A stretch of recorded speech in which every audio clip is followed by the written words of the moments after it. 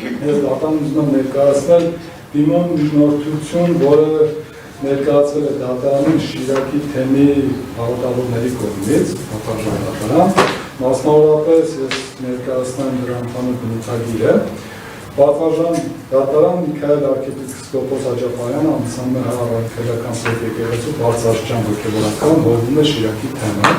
Նա արդեն 8 ամսից ավելի ինչ չի կարողանում կատարել հոգևորական պարտականությունները, իսկ մենք հավատավորներս մեր երթին չենք կարողանում բավարարել մեր հոգևոր պահանջմունքները այն պատճառի բնականոն ընթացքում։ Իսկ այս պահին նման միջամտությունը արդարացված չէ, առավելապես մեծ բախտի շրջանում հասցված հոգևոր պահանջմունքների երթնագնացման դառնալի է։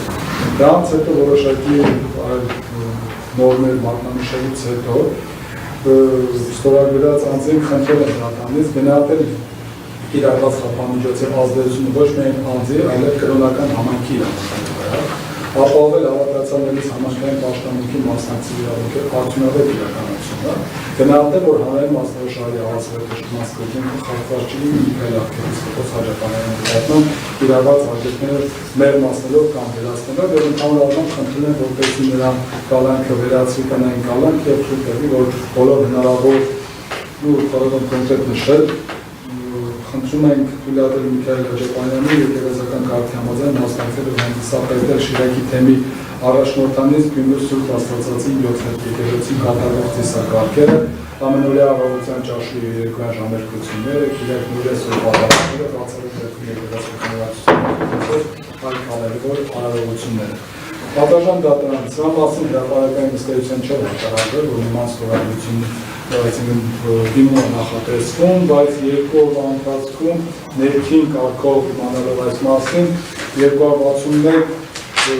անձ է ստորագրել դիմում միջնորդության հիմքում, եթե դրա մասին հրապարակային հայտարարվել, կարծում եմ, որ քանակը բազմաթիվ անգամ ավելի կլիներ, բայց այստեղ նաև ցանկանում եմ ինչի վրա ուշադրություն դարձնել։ Մենք գործ ունենք բարձրաստիճան հոգևորականի հետ։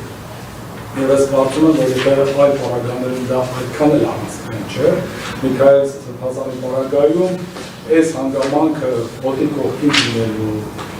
նաև մեծ պահքի շրջանը լինելու պարագայում եւ այլն, կարծում եմ, սա բավականին էական եւ նույն հարցեր են, որ դատարանը ևս պետք է այս հարցում գնահատման ենթարկի, եւ երբ որ մենք անդադ խոսում ենք հանրային եւ մասնավոր շահերի հակակշռման մասին, ես կարծում եմ, որ այստեղ հանրային շահը նաև այս առումով բավականին գերակշռում է եւ այս հանգամանքը դիտարկելով հավատավորների խնդրանքը եւ նաև այն անհրաժեշտությունը, որ կա նրա մասնակցության վերաբերյալ, կարծում եմ ևս էական փաստարկը կա, որպեսզի տնային կալանքը վերացվի, ուստի հիանալով գործընկերոջից միջնորդության եւ ձեզ ներկայացնելով այս դիմում միջնորդությունը ստորագրություններով, խնդրում եմ միջնորդությունը բավարարել։